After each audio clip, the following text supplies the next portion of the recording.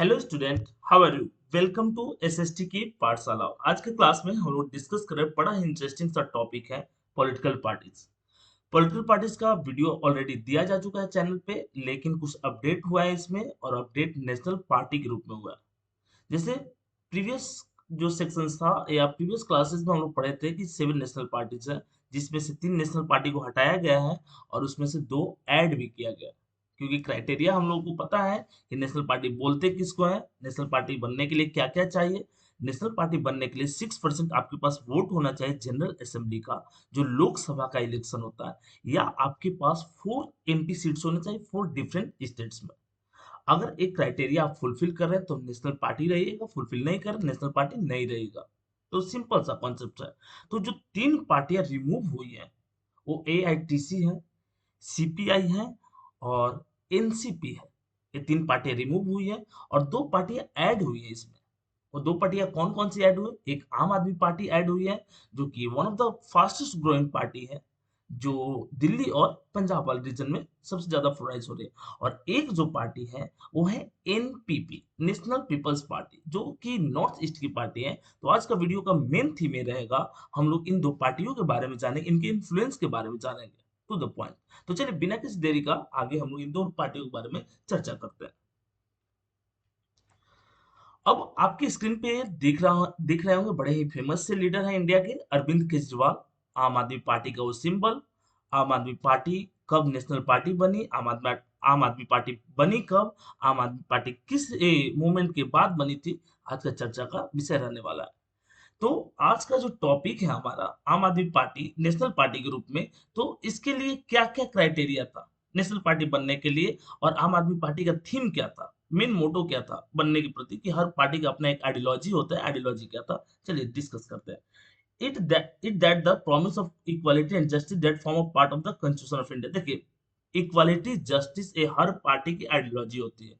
Question लिखने का आपके पास एक तरीका होना चाहिए। हर पार्टी के साथ कुछ कॉमन वर्ड्स होगा अगर वो पॉलिटिकल पार्टी बना है। तो पॉलिटिकल पार्टी के लिए जैसे इक्वालिटी हर कोई प्रीफर करेगा, जस्टिस हर कोई प्रीफर करेगा, तो इस टर्म को हम लोग ऐड करेंगे कि जस्टिस और इक्वालिटी क्या है, ये थीम है आम आदमी पार्टी की। और इसको हम लोग क्या बोलते हैं, इसको इसका शॉर्ट फॉर्म AAP यानी आप होता है। आम आदमी पार्टी यानी कॉमन पीपल। इनकी ड्रेसिंग सेंस को भी देख करके लगता है कि कॉमन पीपल। और इनका पेन तो मैं भी काफी दिनों से यूज करता हूँ। वो रिनॉल्ड्स की वो कैप दिख रही होगी आपको इनके इमेज में। The aim was the press the government to enact a strong and effective Lokpal. Lokpal bill को ये लोग क्या करते इम्पोज करना चाहते थे। और इसमें अन्ना हजारे का इंपॉर्टेंट रोल था, जो 2011 में एक मूवमेंट हुआ और उसी का आउटकम्स है। ठीक। एक बड़ा ही फेमस सा क्वेश्चन एनसीईआरटी पीडीएफ में नहीं दिया हुआ है, अलग से इसको ऐड किया गया, तो इस बात हमेशा याद रखिएगा आप कि 10 अप्रैल 2023 को ये पार्टी जो है, इलेक्शन कमीशन इसको वैल्यू दी किसके रूप में, नेशनल पार्टी के रूप में। डेट क्या था? 10 अप्रैल 2023। इसमें इस चैप्टर में पैटर्न क्या रहा है कि जो भी नेशनल पार्टी, इसके बारे में शॉर्ट में आपको लिखने के लिए आता है 3 मार्क्स में। तो आम आदमी पार्टी जब आप लिखोगे तो ये भी आप मेंशन कर सकते हो कि 10 अप्रैल 2023 को इसको नेशनल पार्टी बनाया गया। और नेशनल पार्टी, स्टेट पार्टी सब कौन रिकॉग्नाइज करता है? Election Commission of India recognise करते हैं। 10 अप्रैल 2023 को नेशनल पार्टी बनी। कोई दिक्कत परेशानी हो तो आप कमेंट करके पूछ सकते हैं। ठीक है। नेशनल पार्टी बनी आम आदमी पार्टी। आप इसकी मेन आइडियोलॉजी इक्वालिटी और जस्टिस है। और लोकपाल बिल को लाने के लिए अन्ना हजारे, अरविंद केजरीवाल और बहुत सारे इनके साथी लीडर जो थे वो पार्टिसिपेट कर रहे थे।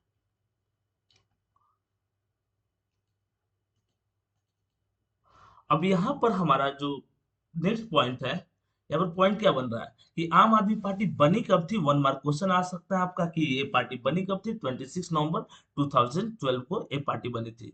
और ये आंदोलन ये लोग कब किए? तो 2011 में, 2011 में ये लोग रिवोल्ट कर रहे थे, following the 2011 anti corruption movement.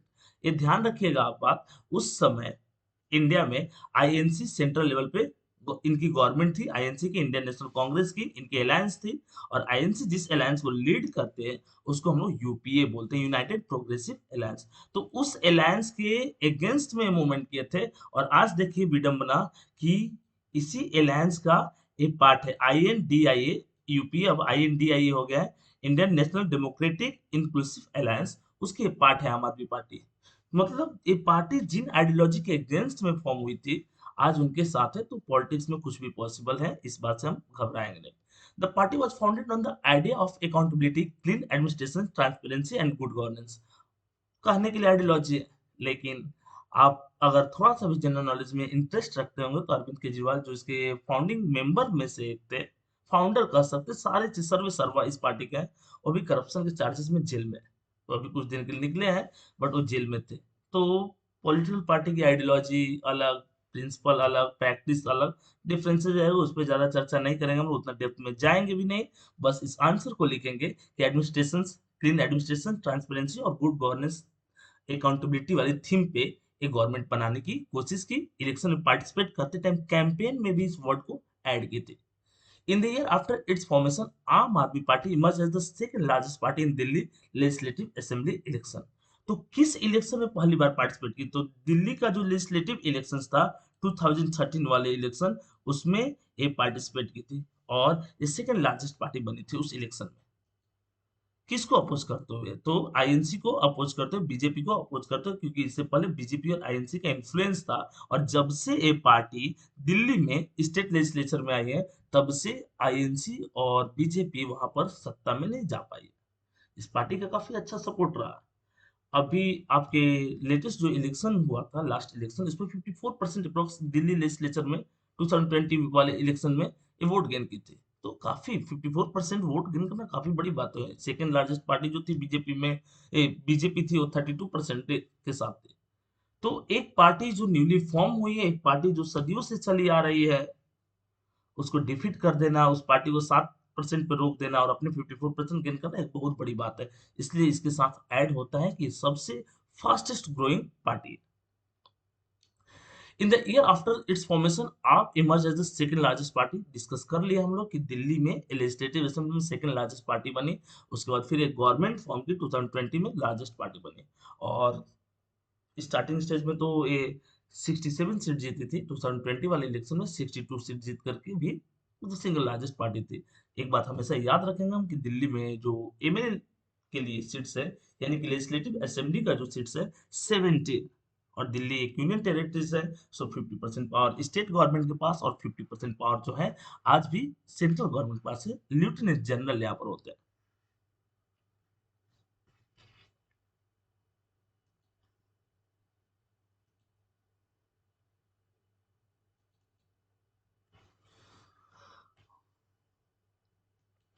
इसके साथ है कि it is formed A governance with the support of Indian national Congress. ये स्टार्टिंग में इंडियन नेशनल कांग्रेस के हेल्प से गवर्नमेंट बनाती है, ठीक है। बाद में चल करके अकेले गवर्नमेंट बनाती है, आइडियोलॉजी क्योंकि कांग्रेस के अगेंस्ट थी, बट बीजेपी को अपोज करना था, इसलिए ये दोनों एक साथ हो जाते हैं। It also emerge as the third front in the politics of Gujarat after 2022 Gujarat legislative assembly election. Gujarat के लेजिस्लेटिव असेंबली इलेक्शन में थर्ड फ्रंट की कोशिश की। वो अलग बात है कि बहुत ज्यादा सीट नहीं जीत पाई है, फिर भी अप्रॉक्स 12% वोट गेन किए, ठीक है। बीजेपी के लिए ऐसा लगा इलेक्शन के पहले कि एक बड़ा चैलेंज क्रिएट करेगी, लेकिन बीजेपी इसलिए यहाँ पर गुजरात में स्टेट लेजिस्लेचर जीत जाती है। प्रेजेंटली आप फ्रॉम द गवर्नमेंट। एक बात और, अभी करंट आपको जानना चाहिए कि आपकी अभी गवर्नमेंट कहाँ का है। तो आपकी गवर्नमेंट पंजाब में भगवत मान वहां पर सीएम है, और दिल्ली में आतिशी है अरविंद केजरीवाल के जेल जाने के बाद। इन द लोकसभा इलेक्शन 2019, ये मात्र एक सीट जीती थी, भगवत मान जीते थे पंजाब से। लेकिन 2024 का इलेक्शन जो हुआ उसमें 3 एमपी सीट्स जीती थी। ये बात याद रखें, कितनी एमपी सीट्स? 3 एमपी सीट जीती थी। तो ये कुछ आइडियोलॉजी रहा कि गुड गवर्नेंस के लिए बनी थी, 26 नवंबर 2012 को बनी थी। अरविंद केजरीवाल इसके फाउंडर मेंबर थे। अकाउंटेबिलिटी, ट्रांसपेरेंसी को प्रीफर करना चाहती थी।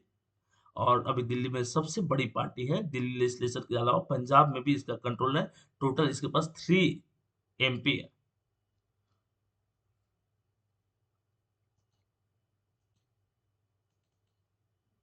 अब इसके बाद जो दूसरी सबसे इंपॉर्टेंट पार्टी आती है, एनपीपी, नेशनल पीपल्स पार्टी। देखिए, इसमें आपको एक चीज जानना चाहिए, आप किसी से स्प्लिट होकर बनी हुई पार्टी नहीं है। लेकिन जो एनपीपी है, नेशनल पीपल्स पार्टी है, ये एनसीपी से स्प्लिट होकर के बनी हुई पार्टी है। एनसीपी नेशनल कांग्रेस पार्टी, ठीक है। और ये शरद पवार की पार्टी है। इसको आईएनसी राहुल गांधी की पार्टी नहीं समझोगे आप। शरद पवार की पार्टी, जिसका इन्फ्लुएंस महाराष्ट्र और उसके आसपास वाले रीजन में है। इसके अलावा 2012-13 से पहले की बात करेंगे तो महाराष्ट्र के अलावा सेवन सिस्टर में मेघालय मिजोरम वाले रीजन में भी इसका इंपॉर्टेंट रोल था। और पीएस संगमा के कारण था। पीएस संगमा एक मजे हुए खिलाड़ी माने जाते हैं पॉलिटिक्स के, और इनके कारण एनसीपी का इन्फ्लुएंस होता था। अच्छे खासे वहां पर एमएलए जीतते थे। एक आध एमपी सीट्स भी वहां से सेवन सिस्टर से निकालती थी ये पार्टी। लेकिन इस पार्टी से एनसीपी से निकाल दिया जाता है पीएस संगमा को। और पीएस संगमा जो है अपनी एक अलग पार्टी बनाते हैं, नेशनल पीपल्स पार्टी। और इस पार्टी का मेन थीम है कि एजुकेशन को प्रमोट करना है, इक्वालिटी प्रीफर करना है, और ट्राइबल लोगों का जो बेनिफिट है कि कैसे हम उनको डेवलपमेंट प्रोग्राम से जोड़ सकते हैं, वो मेन काम था। The National People's Party at a national level political party in India through its influence is mostly concentrated in the state of Meghalaya. आप याद रखोगे असम का नेबरिंग स्टेट है मेघालय, ठीक है। और यहाँ पर इस रीजन में और इसके आसपास वाले स्टेट में इसका इन्फ्लुएंस है। दूसरी बात कि जैसे आपको हम लोग देखें कि आईएनडीए अलायंस की अभी पार्ट है, तो एनसीपी ने यहाँ पर नॉट, इंस्टा के रील्स में देखते होंगे नॉट, और यहाँ पर यस कर देते हैं कि एनपीपी जो है एनडीए अलायंस की पार्ट है, यानी कि नरेंद्र मोदी वाली जो बीजेपी है, ठीक है। इन्फ्लुएंस उनका ज्यादा इसलिए ऐसा नहीं कि उनकी पार्टी है। एनडीए जो अलायंस है उसमें एनपीपी मेंबर है। पीएस संगमा एक मतलब दुखद है हम लोगों के लिए कि इतने बड़े पॉलिटिशियन हमारे बीच नहीं रहे। 2016 में इनकी डेथ हो गई थी, ठीक है। तो अभी कोर्नाट संगमा जो है इनके बेटे, वो है मेघालय के सीएम। तो मेघालय में इसका इम्पैक्ट है। पीएस संगमा एनसीपी से निकलने के बाद एक पार्टी बनाते हैं अपने स्टेट में अपने लोगों के बीच में, और ये party with in 5 year national party बन जाती है। इससे बड़ी अचीवमेंट्स और क्या हो सकती है। It was according national party status on 7 जून 2019। तो वही 6-7 ईयर्स में 7 जून 2019 में ये क्या बन जाते हैं, नेशनल पार्टी बन जाते हैं। नेशनल पार्टी के लिए क्राइटेरिया आपको बता चुके हैं। 6% वोट होना चाहिए जनरल इलेक्शन का, यानी लोकसभा इलेक्शन का, या 4 डिफरेंट एमपी इन 4 डिफरेंट स्टेट्स। याद रखोगे इस बात को।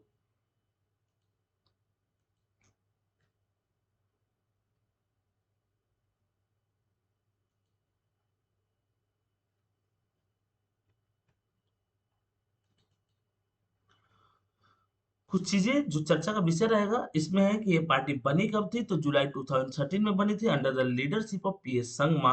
NPP is the first political party of from North East India to have attend the status of national party. इन नॉर्थ ईस्ट इंडिया से पहली नेशनल पार्टी बनने वाली पार्टी है। मतलब नॉर्थ इंडिया, जो भी नॉर्थ ईस्ट इंडिया है हमारा, वहां से जो भी रीजनल पार्टी है, किसी को भी अभी तक इस पार्टी के बनने से पहले तक किसी भी पार्टी को नेशनल पार्टी बनने का स्टेटस नहीं प्राप्त था। और ये पहली पार्टी उस रीजन की रहती है जो नेशनल पार्टी बनती है। तो ये बहुत बड़ी अचीवमेंट मानी जाएगी एक ऐसे लीडर का जिसको एक उसकी पार्टी से निकाल दिया जाता है और एक नया पार्टी बनाता है, और डायरेक्ट इसको नेशनल पार्टी बना देता है, और जिस पार्टी से निकाला गया था उस पार्टी का नेशनल पार्टी का दर्जा छीन जाता है। तो इससे बड़ी अचीवमेंट कुछ नहीं हो सकती। It believes in diversity of the country and recognize that different regions have their different development challenges.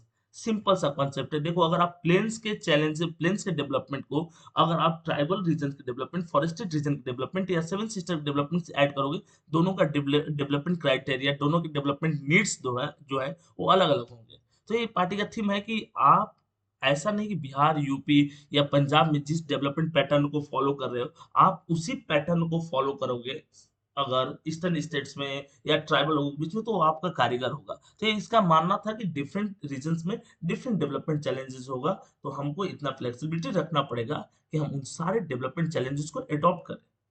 The core philosophy of the party is education and employment to all as well as empowerment of all section of society.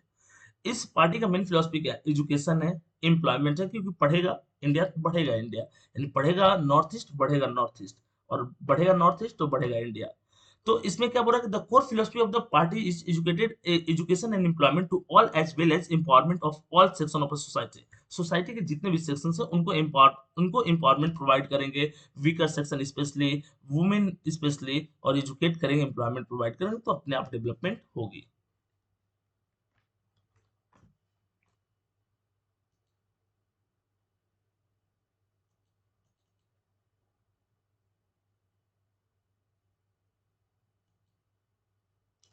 अब यहाँ पर कि it is form government in Meghalaya. ये party कहाँ government बने? मेघालय में, in presence of many northern states. न तो मेघालय के अलावा मणिपुर में भी अच्छी खासी सीट जीती, अरुणाचल प्रदेश में, असम में भी।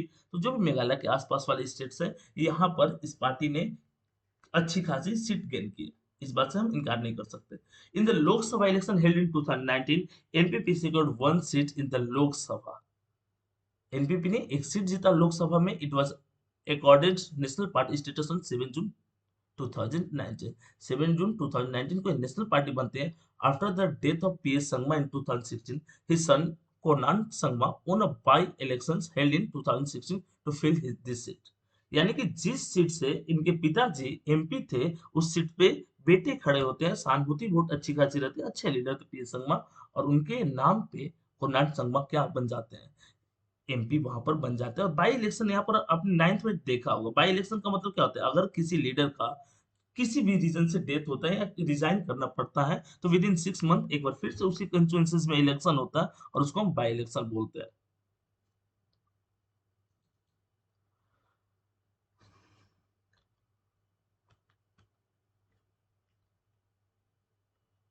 अब यहाँ पर लिस्ट ऑफ नेशनल पार्टी है कि कौन कौन सी पार्टी जो है उनको नेशनल पार्टी का दर्जा मिला। तो इससे पहले हम लोग पढ़े हुए ऑलरेडी बीजेपी के बारे में, डिटेल वीडियो आपको अवेलेबल है यूट्यूब पे। एक दो अलग पार्टी थी इसलिए बताया, बस एक थोड़ा सा रफ हम लोग देख लेते हैं कि ये पार्टी जो है 1980 में बनती है। अटल बिहारी वाजपेयी, लाल कृष्ण आडवाणी, मुरली मनोहर जोशी जैसे लोग बनाते हैं। और ये पार्टी जो हिंदुत्व वाली आइडियोलॉजी को प्रेफर करती है। श्यामा प्रसाद मुखर्जी ने जिस जनसंघ को बनाया था, उसी जनसंघ से स्प्लिट होकर के 1980 में ये पार्टी बनती है।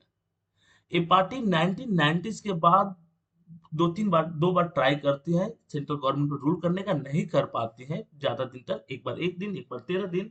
1999 में एक बहुत ही बड़े पॉलिटिशियन, जो आज भी हम मेरे आदर से स्पेशली अटल बिहारी वाजपेयी जी, 5 साल तक एनडीए गवर्नमेंट फॉर्म होती है, बीजेपी सेंट्रिस्ट पार्टी रहती है, और 5 साल तक प्राइम मिनिस्टर रहता है, और इंडिया के one of the best prime minister थे। अच्छे वक्ता, अच्छे कवि, अच्छे इंसान। इसके बाद ये पार्टी 2014 से अभी तक टिल डेट तक ये सेंट्रल गवर्नमेंट में रूलिंग पार्टी के रूप में। 2014 और 19 में ये सिंगल लार्जेस्ट पार्टी थी, मोर देन 272 सीट्स इसके पास था। 2014 में 282 सीट्स था, 2019 में 303 सीट्स था, और 2024 में 240 सीट्स मेजोरिटी से पीछे रह गए। अलायंस की अभी गवर्नमेंट है, India alliance, national democratic alliance, INC, Indian national Congress. ये पार्टी इंडिया की सबसे ओल्डेस्ट पार्टी मानी जाती है, और ये 1885 में बनी। ह्यूम और डब्ल्यू सी बनर्जी ने इस पार्टी को बनाई थी। बाद में चल करके जवाहरलाल नेहरू का इन्फ्लुएंस होता है। इंडिया के फर्स्ट प्राइम मिनिस्टर रहते हैं, काफी अप्रोक्स 16 ईयर्स तक प्राइम मिनिस्टर रहते हैं। आगे चल करके उनकी बेटी इंदिरा गांधी प्राइम मिनिस्टर बनती है। इस पार्टी की आइडियोलॉजी है सेकुलरिज्म। इसके अलावा इक्वालिटी, वीकर सेक्शन की अपलिफ्टमेंट की ये बात करते हैं। और ये पार्टी 1977 तक, आजादी के बाद से 1977 तक कंटिन्यू इंडिया में रूलिंग पार्टी के रूप में काम करते हैं। पहली बार इस पार्टी को रिमूव की थी जनता पार्टी ने 1977। बाद में चलकर बहुत बार अलायंस भी फॉर्म करते हैं। फिर 2004 से 2014 तक अलायंस, यानी कि यूपीए गवर्नमेंट, यूपीए एक अलायंस है एनडीए की तरह, और इसमें सेंट्रिस्ट पार्टी आईएनसी है, तो उसके यूपीए अलायंस वाले फॉर्म में 10 साल तक फिर से रूल करती है। Communist Party of India, CPI M की मैं मार्क्सिस्ट आइडियोलॉजी की बात करता हूँ, जो सीपीआई से स्प्लिट हुई पार्टी है। 1964 में बनी थी पार्टी। वेस्ट बंगाल में इसका इन्फ्लुएंस काफी 34 ईयर्स तक लगातार था।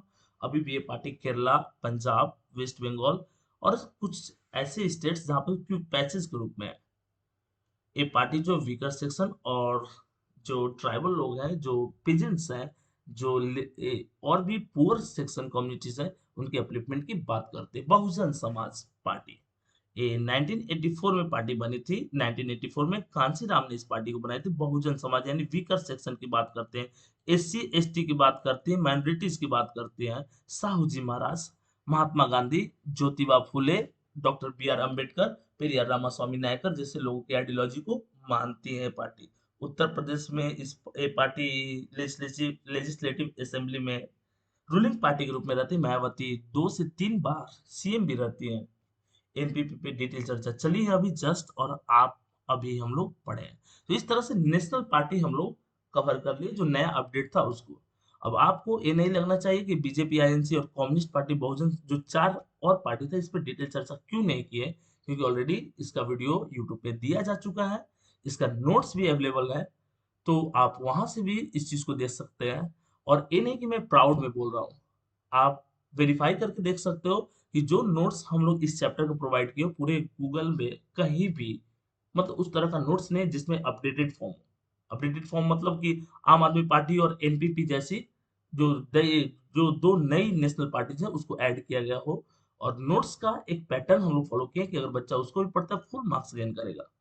नोट्स बताने का क्या मतलब है कि प्ले स्टोर पे ऐप है, बहुत सारे लोग जानते हैं, जो नए लोग हैं वो जान लें कि एसएसटी की पाठशाला नाम की ऐप है प्ले स्टोर पे, लिंक डिस्क्रिप्शन में दिया रहता है, तो आप जाइए डाउनलोड कीजिए ऐप को, वहां से अपने प्रिपरेशन को बेहतरीन कीजिए क्योंकि वहां पर क्विजेस हैं, उसके अलावा वीडियोस है चैप्टर वाइज, फिर क्वेश्चन आंसर सेशन है, टेस्ट सीरीज है, क्विजेस के पीडीएफ है, लाइव क्विज जैसी मतलब और भी ज्यादा इंटरेस्टिंग पैटर्न में 6 to 10 जो भी आपकी एकेडमिक एजुकेशन से रिलेटेड जो भी प्रॉब्लम है उसको कोशिश करते हैं हम लोग कि प्रोवाइड करें।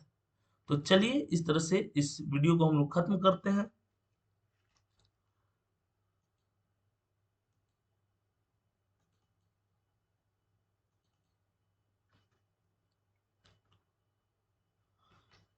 इस तरह से इस वीडियो को हम लोग खत्म करते हैं।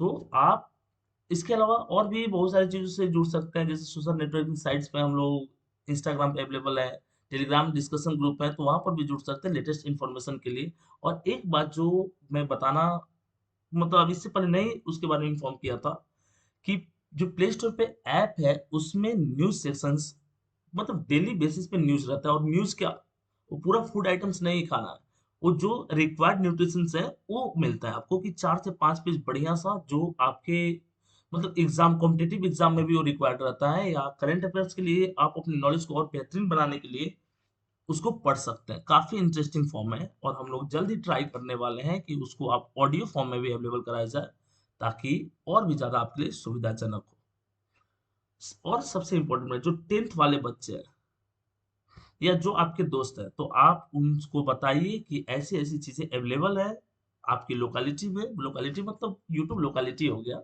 लोकेलिटी मतलब बगल में नहीं, तो कि इजिली अवेलेबल है, तो वहां पर आप जा करके देख सकते हैं इस चीजों को, प्ले स्टोर से डाउनलोड करके क्विजेस दे सकते हो। लाइव क्विजेस का एक अलग फील होता है, कुछ जो बच्चे दिए होंगे उनसे आप पूछ सकते हैं। तो उम्मीद करते हैं कि नेक्स्ट लाइव क्विज में और भी ज्यादा धमाकेदार तरीके से आप लोग पार्टिसिपेट करोगे और और भी अच्छा हम लोग करेंगे क्योंकि आपका सपोर्ट ही हम लोग को हिम्मत देगा, हम लोग का इंटरेस्ट बढ़ाएगा और आप लोगों के लिए बहुत अच्छी अच्छी चीजें हम लोग लाएंगे। तो चलिए मिलते हैं नेक्स्ट वीडियो में, तब तक के लिए धन्यवाद।